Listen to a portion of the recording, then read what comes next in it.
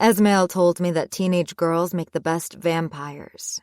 It sounded like a line, but he'd already been in my pants, so I was inclined to believe him.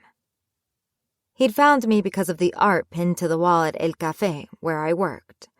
I'd brought in a few sketches and tried to stick them to the exposed bricks with putty, then cussed until Thomas said if I couldn't figure out a way without damaging the wall, maybe I didn't deserve to be an artist.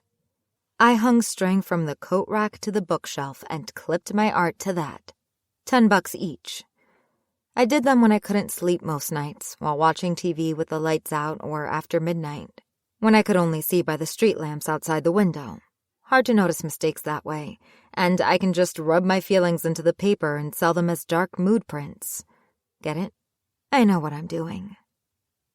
Esmail came in at the end of Thursday, when we're open until 7 o'clock, and it was January, so the sun was long down. I wasn't there.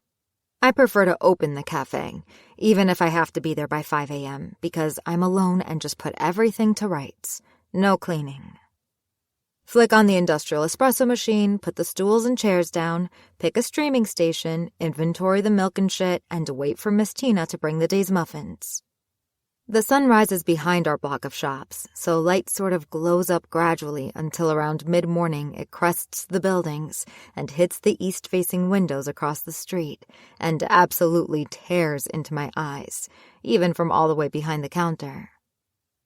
Apparently, Esmail got his cappuccino with cinnamon dashed against the foam like dried blood, and then held it while he stared at my art. Bought a piece called Howling, and asked for my info to actually commission something. Thomas just told him to find me at opening on the weekend or Tuesday, when I had a late start at school and worked until 9. He was waiting on Saturday when I unlocked the door at 6:30 a.m. sharp. It wasn't unusual for a regular. I also didn't mind because that vampire is extremely pretty. Small for a guy, but moves like an athlete, you know, who can spring to action before you realize it. He was in tight jeans and a button-down and a floral vest, and it worked. Really nice, if blanched, peaches and cream skin, dark blonde hair tucked neatly behind his ears, green eyes, like actually green, ocean green, green like a mermaid tail green.